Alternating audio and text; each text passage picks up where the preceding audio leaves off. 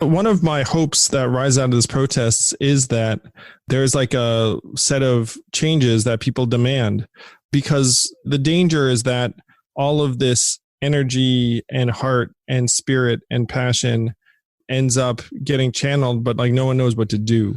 So we need to fight for something real and concrete that we can bring to our communities and George Floyd and his family and say, look, George's life and his death brought about tremendous change, and here are the changes, and we can see them all, and that this is a positive turning point in our nation's history because of your brother's sacrifice, or your father's sacrifice.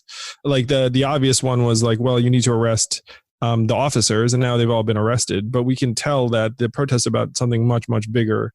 Right.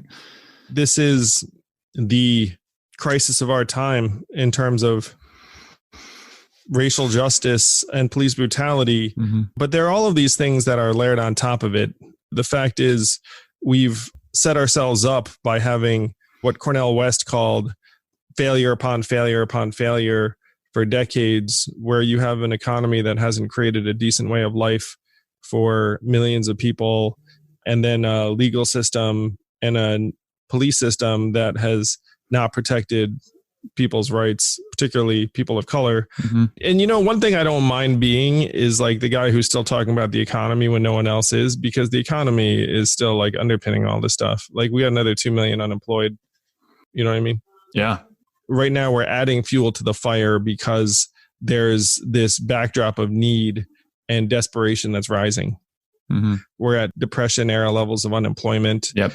People are protesting and riding on the streets. Like the minimum you can do is safeguard people's material well-being.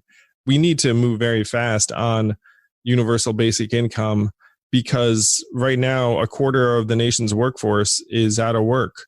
I've seen surveys between 66 and 80% of Americans agree that we should have cash relief during this time. We're going to be digging out of this economic catastrophe for years. Right. And we need to start right now and put people in a position where they feel like their futures are secure.